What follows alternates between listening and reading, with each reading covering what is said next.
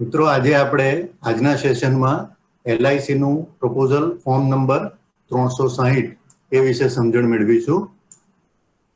Proposal number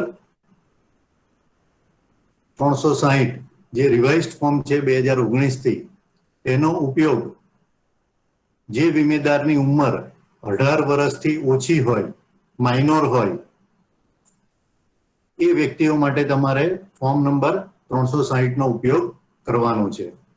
આ ફોર્મમાં તમારે બે ફોટોગ્રાફ લેવાના છે. એક તો જે વ્યક્તિ પ્રપોઝ કરતી હોય એનો ફોટોગ્રાફ, અને બીજી જે વ્યક્તિનો તમે વીમો લઈ રહ્યા છો, એટલે કે બાળકનો જેનો વીમો લઈ રહ્યા છો માઇનોરનો, એનું તમારે ફોટોગ્રાફ લેવાનો છે. બંનેના ફોટા તમારે લગાવવાના છે અહીંયા. આ ફોર્મ તમારે બને ત્યાં સુધી બ્લોક લેટર્સમાં જ ફિલઅપ કરવું જોઈએ, કે જેથી કરીને કોઈ ટાઈપિંગ મિસ્ટેક ન થાય.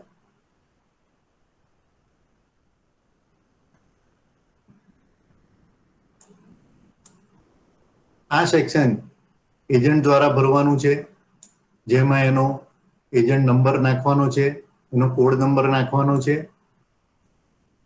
એનો મોબાઈલ નંબર નાખવાનો છે અને એનું નામ લખવાનું છે. ત્યાર પછી section 1, details of the proposer and life assured. Proposer તેમજ લાઈફ એશ્યોર્ડ બંનેની વિગત સાયમલ્ટેનિયસલી તમારે ભરવાની છે. તો સૌ પ્રથમ નામ, એમાં પ્રપોઝરનું નામ અહીંયા આગળ આવશે. એમાં એનું ફર્સ્ટ નેમ, મિડલ નેમ અને છેલ્લે લાસ્ટ નેમ અથવા તો સરનેમ. એવી જ રીતના અહીંયા આગળ લાઈફ ટુ બી એશ્યોર્ડ હોય એ વ્યક્તિનું નામ, એનું મિડલ નામ અને લાસ્ટ નેમ ભરવાનું છે.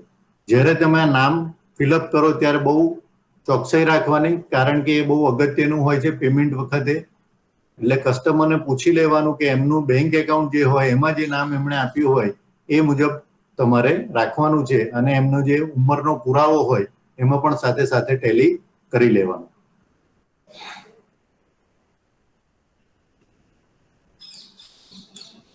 બે નંબરમાં તમારે ફાધરનું નામ લખવાનું છે. પ્રપોઝર જે વ્યક્તિ હોય એના પિતાનું નામ અહીંયા આગળ આવશે, અને જે વીમેદાર હોય એટલે માઇનોર હોય, લાઈફ એશ્યોર્ડ, એના પિતાનું નામ અહીંયા આગળ આવશે. એટલે કે સપોઝ આમાં પ્રપોઝર માતા હોય તો એવા સંજોગોમાં અહીંયા આગળ પિતાનું નામ આવશે લાઈફ એશ્યોર્ડના, અને જો પ્રપોઝર પિતા હોય તો જે પ્રપોઝર હોય તેનું જ નામ અહીંયા આગળ આવશે.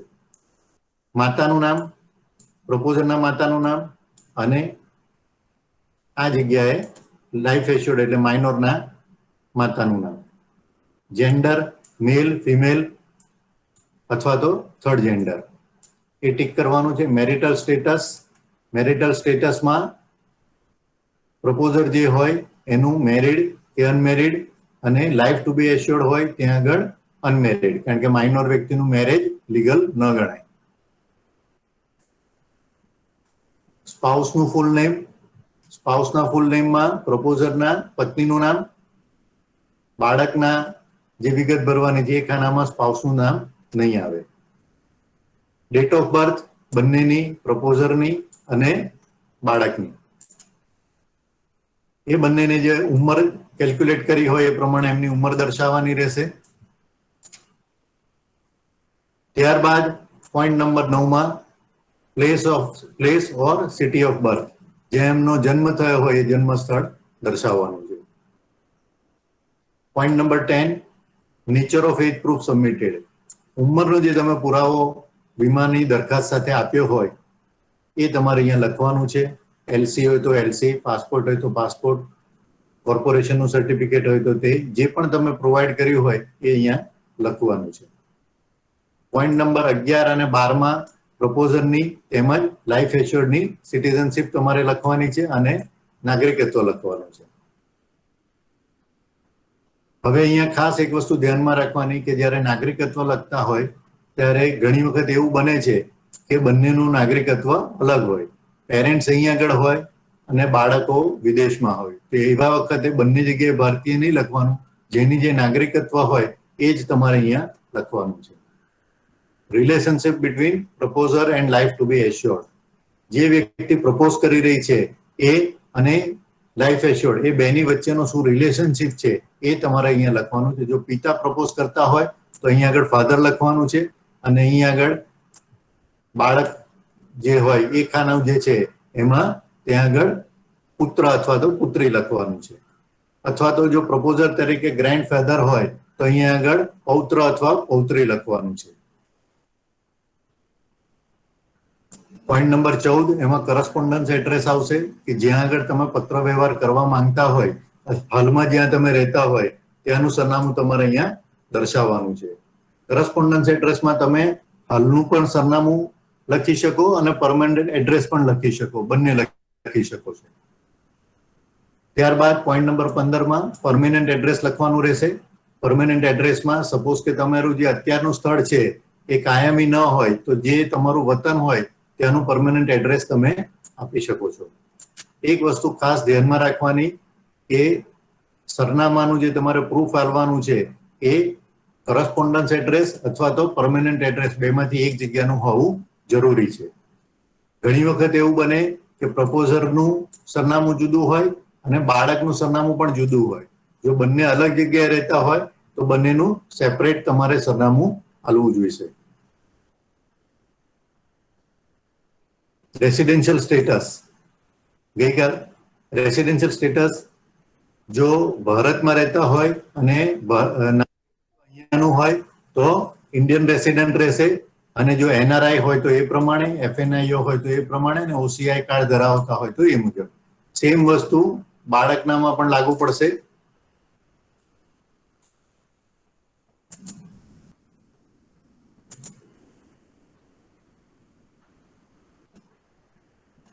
ત્યાર પછી સેક્શન 2 કેવાયસી અને પીએમએલએ. જો ઇન્કમ ટેક્સ ભરતા હોય તો યસ અથવા તો નો લખવાનું છે, અને બાળકનું પણ રિટર્ન ભરતા હોય છે જ્યારે માતા પિતા, ત્યારે એમાં પણ યસ અથવા નો લખવાનું હોય છે. એ લોકોનો પાન નંબર, જો પાનની ડિટેલ ન હોય તો એનું જે એ સિવાયની આઈડી હોય એનું તમારે ડિટેલ અહીંયા ભરવી જોઈશે. પ્રૂફ ઓફ આઈડેન્ટિટી, એમની આઈડેન્ટિટીનું જે તમે પ્રૂફ આપતા હોય, પાસપોર્ટ હોય, આધાર કાર્ડ હોય, એ લખવાનું છે, તેનો નંબર લખવાનો છે, એક્સપાયરી ડેટ લખવાની છે બંનેમાં, બંને વ્યક્તિનું. Address proof submitted. એડ્રેસ પ્રૂફમાં તમે લાઇટ બિલ આપેલું હોય કે વેરા પાવતી આપેલી હોય, જે પણ આપેલું હોય એનું અહીંયા આગળ વિગત દર્શાવવાની છે. ગઈકાલે જેમ આપણે જોયું ફોર્મ નંબર 300માં, તેવી જ રીતના જો જીએસટીમાં એમને ક્લેમ કરવાનો હોય પ્રપોઝરે, અને જો જીએસટી નંબર એમની પાસે હોય અને ઈચ્છતા હોય કે એમને ક્લેમ કરવો છે તો આ જગ્યાએ એમનો જીએસટી નંબર દર્શાવવાનો રહેશે. સેન્ટ્રલ કેવાયસી નંબર જો પ્રપોઝરનો અથવા તો લાઈફ એશ્યોર્ડ એટલે કે સગીરનો હોય તો એ અહીંયા આપવો જોઈશે, તો પછી તમારે બીજા કેવાયસી ના પ્રૂફ આપવાની જરૂર રહેશે નહીં. Section 3 educational details. આ જે ડિટેલ્સ છે અહીંયા ખાસ ધ્યાનમાં રાખવાનો, ફક્ત લાઈફ ટુ બી એશ્યોર્ડ ની માંગી છે તમારી પાસે. હવે ફક્ત વીમેદારની તમારે વિગત આમાં હાલવાની છે, બરાબર છે. તો ઇઝ ધ ચાઇલ્ડ સ્ટડીંગ, તો યસ અથવા નો. બાળક અભ્યાસ કરે છે કે નહીં, તો જો કરતા હોય તો યસ અને ન કરતા હોય તો નો. અહીંયા આગળ એક વસ્તુ ખાસ ધ્યાનમાં રાખવાની કે જે બાળક કે અભ્યાસ છોડી દીધો હોય તો એને તમે વીમો આપી શકતા નથી. એ માઇનોર હોય અને તે દરમિયાન જો એને અભ્યાસ છોડી દીધો હોય તો એવા માઇનોરનો આપણે ઇન્સ્યોરન્સ લેતા નથી. તો આ વસ્તુ ખાસ તમારે ધ્યાનમાં રાખવાની. મેજર વ્યક્તિ હોય એ ભલે અભ્યાસ ન કરતા હોય તો એને ઇન્સ્યોરન્સ આપી શકો છો, પણ જ્યારે માઇનોર હોય તો એ અભ્યાસ ન કરતા હોય તો એને ઇન્સ્યોરન્સ તમે આપી શકતા નથી. જો અભ્યાસ કરતા હોય તો કયા ધોરણમાં ભણે છે એ તમારે પૂછી લેવાનું છે. સાથે સાથે એનું પ્રૂફ પણ તમારે લેવાનું છે. જે ફી ભરી હોય એની રસીદ, અથવા તો એનું રિઝલ્ટ આવ્યું હોય જે છેલ્લું, અથવા તો બીજું કોઈ પ્રૂફ કે જેમાં વર્ષ લખેલું હોય, એવું કોઈ પણ પ્રૂફ તમારે લેવું જોઈશે. Section 4 occupation of the proposer. જે પ્રપોઝર છે, માતા અથવા પિતા અથવા તો દાદા દાદી, જે પણ પ્રપોઝર હોય એમની વિગત લખવાની રહેશે. એમનું એજ્યુકેશનલ ક્વોલિફિકેશન, એમનું ઓક્યુપેશન, વ્યવસાય શું છે, સોર્સ ઓફ ઇન્કમ, આવકનો સ્ત્રોત શું છે, ધંધો છે, નોકરી છે, જે પણ હોય એ લખવાનું છે. Name of the present employer.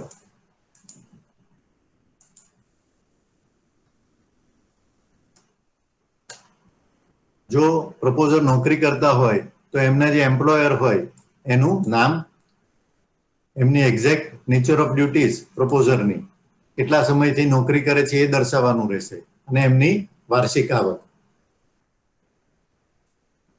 Section 5, જે પ્રપોઝર હોય એનું જે ઓક્યુપેશન હોય, બરાબર છે, એ જો હેઝાર્ડિયસ હોય તો એ તમારે અહીંયા આગળ ખાસ દર્શાવવાનું હશે.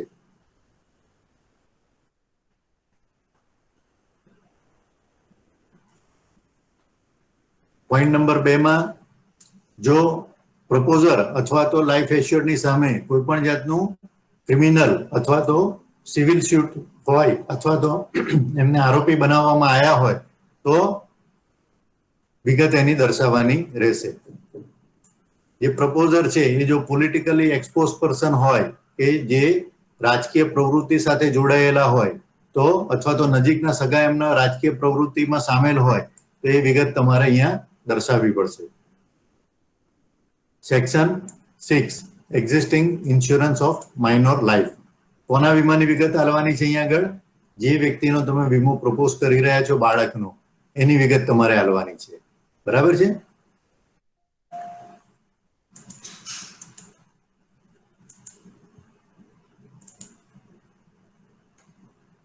આ વિગતમાં જેટલા પણ ઇન્સ્યોરન્સ લીધા હોય, એલઆઈસી એ ઉપરાંત પ્રાઇવેટ ઇન્સ્યોરન્સ કંપનીઓના, બધાની વિગત તમારે અહીંયા આલવાની છે.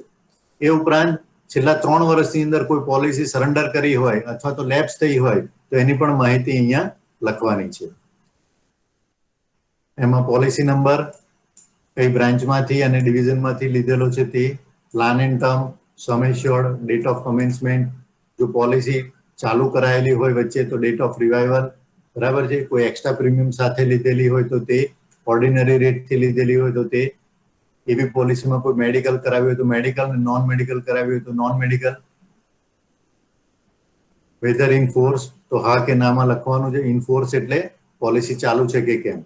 જો પોલિસી ચાલુ ના હોય તો કઈ તારીખથી બંધ છે એની ડેટ અહીંયા આગળ લખવાની છે, અથવા તો જો પોલિસી બંધ કરાવી દીધી હોય તો કઈ તારીખે પોલિસી સરેન્ડર કરાવી છે તેની માહિતી આપવાની છે.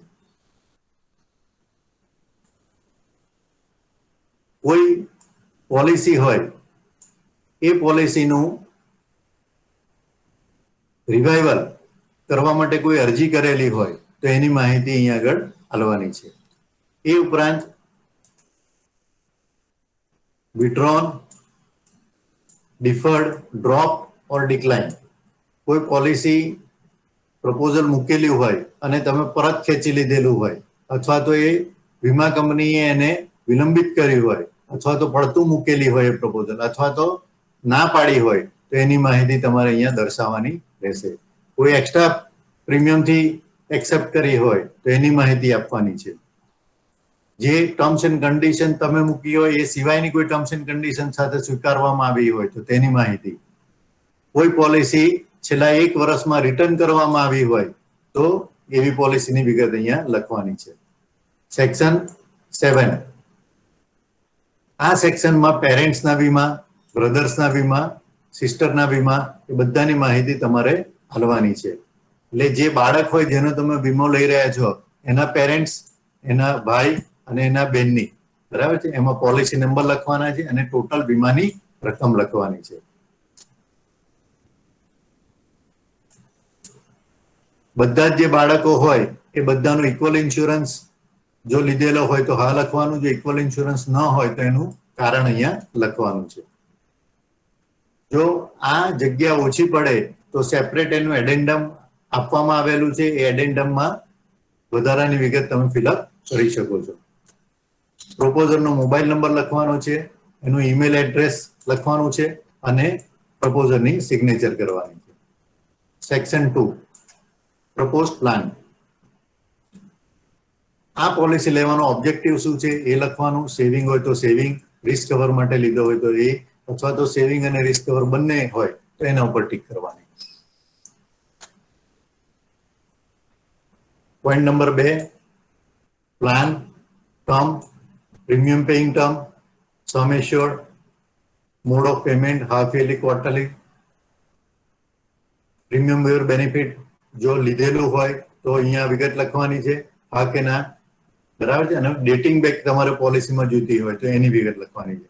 આ ખાનામાં બધી વિગત આપે લખવાની રહેશે. એસએસએસ પોલિસી હેઠળ જો લેવામાં આવે આ વીમો તો જે પ્રપોઝર હોય એનો સેલરી નંબર લખવાનો રહેશે અને એ જ્યાં નોકરી કરે છે એ કંપનીનો પેઇંગ ઓથોરિટી કોડ જે એલઆઈસી આપેલો હોય એ લખવાનો રહેશે અને ડિપાર્ટમેન્ટનો નંબર.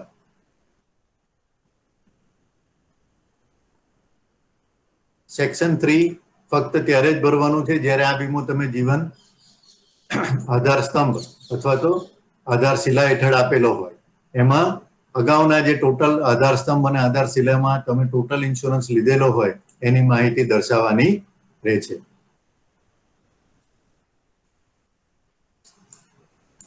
Section 4 settlement option.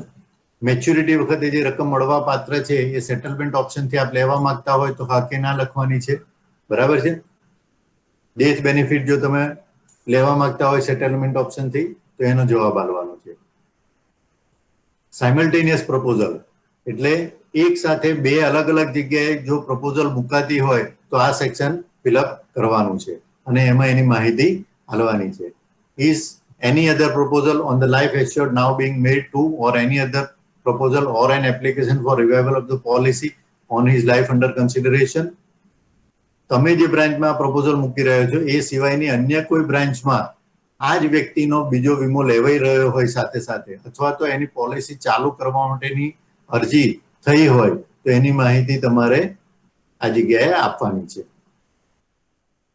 આ સિવાય આ જ સાથે એના સિબલિંગ્સ અથવા તો એના પેરેન્ટ્સનો ઇન્સ્યોરન્સ, સિબલિંગ્સ એટલે ભાઈ બહેન અને એના પેરેન્ટ્સ એટલે માતા પિતાનો જો ઇન્સ્યોરન્સ બીજી કોઈ જગ્યાએ સાથે સાથે લેવાઈ રહ્યો હોય તો એની પણ માહિતી તમારે આપવાની છે. Section 6 consent. અહીંયા આપણે કન્સેન્ટ આપે છે પ્રપોઝર, બરાબર છે. યસ કે નો, ટર્મ્સ એન્ડ કન્ડિશન એને મંજૂર છે કે નહીં, બરાબર છે. પ્લાનની ટર્મ્સ એન્ડ કન્ડિશન મંજૂર છે અને એજન્ટે બધી વસ્તુ સમજાવી છે. આ વસ્તુ તમારે પ્રપોઝર પાસે લખાવવાની છે. પ્રપોઝલ એ સેક્શન 7માં બેંક ડિટેલ આપવાની છે. આઈડિયલી જે કેન્સલ ચેક હોય એમાં બધી જ વિગતો આવી જતી હોય છે એટલે જે ચેકબુક હોય એમાં માહિતી બધી હશે એ બધી એમાં લગાવી દેવાની છે અને એક ફોટોકોપી અથવા તો કેન્સલ ચેક પણ પ્રપોઝલ ફોર્મ સાથે તમારે ભીડવાનું રહેશે. સેક્શન 8 LIC ના પોર્ટલમાં જો તેઓ રજીસ્ટર્ડ થવા માંગતા હોય તો અહીંયા યસ કે નો લખવાનું છે અને નો ઓલરેડી હોય તો એમનો આઈડી નંબર લખવાનો છે. નીચે signature or thumb impression of the proposer દર્શાવવાની છે. સેક્શન 3 હેલ્થ અને હેબિટ્સ અંગેની છે. આ જે વસ્તુ છે એ લાઈફ એશ્યોર્ડની વિગત તમારે દર્શાવવાની છે એટલે જેનો તમે વીમો લઈ રહ્યા છો બાળકનો એના અંગેના ક્વેશ્ચન્સ છે. તો પહેલું જે સેક્શન છે એનો પહેલો પોઈન્ટ જે છે એ હાઇટ એન્ડ વેઇટ. બાળકનું હાઇટ અને વેઇટ તમારે પૂછી અને માપી અને લખવાનું છે. ટેપથી માપી લેવાનું અને વજન કાંટાથી વજન કરી લેવાનું. જ્યારે હાઇટ આપ માપતા હોય તે વખતે ચંપલ અથવા તો શૂઝ પહેર્યા હોય તે કઢાવી નાખવાના છે. વજન જ્યારે લેતા હોય ત્યારે કપડા સિવાય કોઈ એક્સ્ટ્રા વેઇટ શરીર ઉપર હોય વધારે પડતું તો એ કઢાવી નાખવાનું છે. જેવી રીતના કોઈ બેગ ખભે લટકાવેલી હોય કે આવું કંઈ પણ હોય તો એ સિવાયનું વજન લેવાનું છે તમારે. બી, બરાબર છે. કોઈ પણ છેલ્લા 5 વર્ષમાં કોઈ પણ બીમારી માટે, ઓપરેશન માટે અથવા તો બીજા કોઈ અંગે કોઈ મેડિકલ પ્રેક્ટિશનરની દવા લીધેલી હોય 1 અઠવાડિયાથી વધારાની તો એની માહિતી આપવાની છે. ક્યારેય કોઈ પણ સમયે ભૂતકાળમાં જો એને કોઈ હોસ્પિટલમાં અથવા નર્સિંગ હોમમાં એડમિટ કર્યા હોય, કોઈ ટ્રીટમેન્ટ કરાવી હોય, કોઈ ઓપરેશનમાં કરાવ્યું હોય તો એની માહિતી દર્શાવવાની રહેશે. ડી, જે બાળકનો તમે વીમો લઈ રહ્યા છો એ કોઈ વખતે છેલ્લા 5 વર્ષમાં એબસન્ટ રહ્યા હોય વધારે પડતા તો એવા સંજોગોમાં એની માહિતી અહીંયા દર્શાવવાની રહેશે. ઈ જે વીમેદાર છે, જે બાળકનો તમે ઇન્સ્યોરન્સ લઈ રહ્યા છો, એને નીચેમાંના કોઈ પણ રોગ થયા હોય અથવા તો કોઈ ઇન્વેસ્ટિગેશન એ અંગે કરાવેલું હોય તો એની માહિતી તમારે અહીંયા દર્શાવવાની રહેશે. જેવી રીતના lungs, respiratory diseases, persistent hypertension, આ બધા જે લખેલા છે એમાંનું કોઈ પણ એને લાગુ હોય તો એને દર્શાવવાનું છે. અને એ સિવાયના કોઈ ડિસીઝ હોય તો પોઈન્ટ નંબર 15માં તમારે લખવાના છે. અને જે વિગત હોય એની એ વિગત તમારે અહીંયા આગળ એફ સેક્શનમાં ભરવાની રહેશે. જે ઇલનેસ હોય એનું નામ, ક્યારે ડાયોગ્નોસિસ થયું એનું, તારીખ, ફૂલ્લી રિકવર્ડ થઈ ગયા હોય તો યસ, અને જો હજુ ટ્રીટમેન્ટ ચાલતી હોય તો ટ્રીટમેન્ટની વિગત લખવાની, જે દવા લેતા હોય તે, અને જે ડોક્ટર અથવા હોસ્પિટલનું નામ અને સરનામું લખવાનું. ત્યારબાદ સેક્શન 2માં જે વ્યક્તિનો તમે વીમો લેવા માંગો છો એની યુઝ્યુઅલ હેલ્થ કેવી રહે છે એ અંગેનો પ્રશ્ન છે. તો અહીંયા તમારે જો સારી હોય તો ગુડ લખવાનું રહેશે. ફેમિલી ડિટેલ, બાળકની ફેમિલી ડિટેલ છે એ લખવાની રહેશે. બરાબર છે. જે બાળક છે એના ફેમિલીમાં કોઈ પણ વ્યક્તિ જે અહીંયા દર્શાવેલ જે રોગ છે, દાખલા તરીકે heart disease, stroke, high BP, diabetes અને બીજા અન્ય જે દર્શાયેલા રોગ છે એનાથી કોઈ પીડાતું હોય અથવા તો કોઈ મૃત્યુ પામ્યું હોય તો એની અહીં આગળ વિગત લખવાની રહેશે. નેમ ઓફ ધ ડિસીઝ, એની સાથેનો સંબંધ, અને મૃત્યુ થયું હોય તો તારીખ, અથવા તો જો હયાત હોય તો જ્યારથી એ બીમારી લાગુ હોય તે તારીખ. ફેમિલીની હિસ્ટ્રી, બરાબર છે. ફાધરની ઉંમર, મધરની ઉંમર, એમની તંદુરસ્તી સારી હોય તો ગુડ લખવાનું છે, અને જો મૃત્યુ પામ્યા હોય તો મૃત્યુ સમયની ઉંમર લખવાની છે અને મૃત્યુનું કારણ દર્શાવવાનું છે. ભાઈઓની વિગત લખવાની છે, કેટલા હયાત છે, કેટલા મૃત્યુ પામ્યા છે, બરાબર છે. ત્યારબાદ સિસ્ટર, ત્યારબાદ સ્પાઉસ. સ્પાઉસ એટલે પત્ની અથવા તો પતિ, પણ આ માઇનોરનું ફોર્મ હોવાથી 18 વર્ષ પહેલા તમે લગ્ન થઈ શકે નહીં, એટલે આ અહીંયા હંમેશા નો આવશે. બાળકોમાં પણ નો આવશે.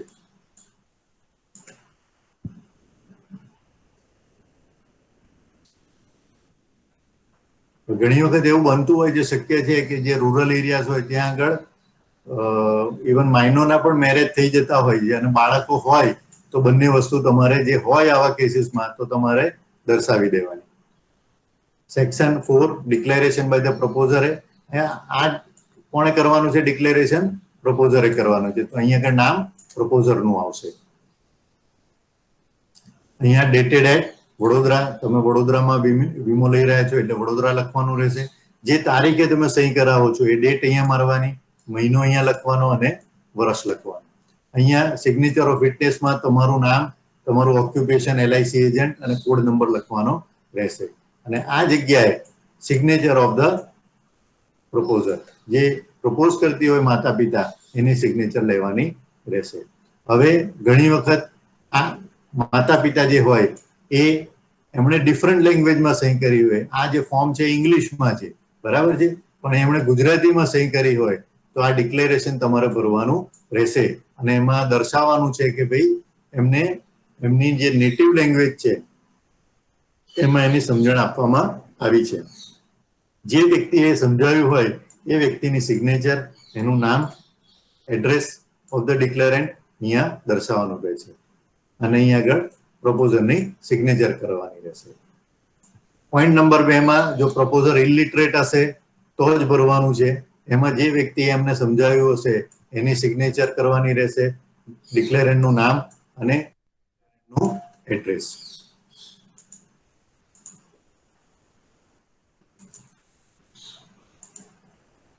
ત્યારબાદ સેક્શન 45 નું જે પ્રોવિઝન છે એની સમજણ આપવામાં આવેલી છે.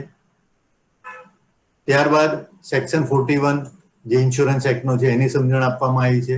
અને એ સમજ્યા છે એ અંગેની પ્રપોઝરની સિગ્નેચર અહીંયા આગળ કરવાની રહેશે. અને અહીંયા આ જગ્યાએ સિગ્નેચર ઓફ ધ એજન્ટ કરવાની રહેશે. એડેન્ડમ ટુ ધ પ્રપોઝલ, પ્રપોઝલની સાથેનું આ એડેન્ડમ છે એ પ્રમાણે એમાં એ પ્રપોઝર જે છે એ ડિક્લેરેશન કરે છે કે જ્યારે માઇનોરની ઉંમર 18 વર્ષ થઈ જશે ત્યારે આ પોલિસીના તમામ હક માઇનોરને ટ્રાન્સફર થઈ જશે એ એની સમજૂતી મને ખબર છે અને બધા જ જે હક છે એના માલિક 18 વર્ષની ઉંમર પછી બાળકના રહેશે એના તમામ હક્કો એની એ એડેન્ડમમાં ડિક્લેરેશન કરે છે. ત્યાં આગળ ડેટેડ એટ વડોદરા તારીખ, દિવસ અને વર્ષ અને સિગ્નેચર ઓફ વિટનેસમાં એજન્ટની સિગ્નેચર અને એનું નામ, LIC એજન્ટ, ઓક્યુપેશન અને સરનામું આપવાનું રહેશે. જો આ પ્રપોઝલ તમારું જીવન તરુણ અંગેનું હશે તો આ એડેન્ડમ તમારે એની સાથે ભરવાનું રહેશે.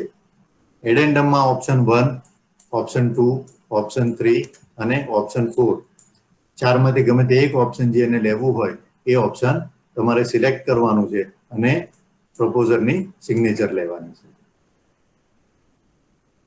ત્યારબાદનું એડેન્ડમ જે છે એ મેચ્યોરિટી જો તમારે સેટલમેન્ટ ઓપ્શન દ્વારા લેવી હોય, સાથે ના લેવા હોય પૈસા, તો એની વિગત એમાં તમારે ભરવાની છે. ત્યારબાદનું એડેન્ડમ ડેથ બેનિફિટ જે હોય એ જો તમે ઇન્સ્ટોલમેન્ટમાં લેવા માંગતા હોય તો ભરવાનું રહેશે. અને આના અંતે પ્રપોઝરનું સિગ્નેચર અને નેમ ઓફ ધ પ્રપોઝર તમારે દર્શાવવાની રહેશે. આમ આખું પ્રપોઝલ ફોર્મ જે તમે ભરો એમાં જે વિગત તમે દર્શાવો એ સંપૂર્ણ સાચી દર્શાવવાની છે, જેથી કરીને ભવિષ્યમાં કોઈ તકલીફ ક્લાયન્ટને પડે નહીં અને તમને પણ કોઈ તકલીફ પડે નહીં. એટલે જે એકદમ ઇઝી ફોર્મ છે, તમે સરળતાથી એને બ્લોક લેટર્સમાં ભરી શકો એવું છે અને જે પણ માહિતી આપો એ સંપૂર્ણ સાચી જ આપવાની છે અને કસ્ટમરને એ અંગેનું નોલેજ આપવાનું ખાસ ભૂલવું જોઈએ નહીં.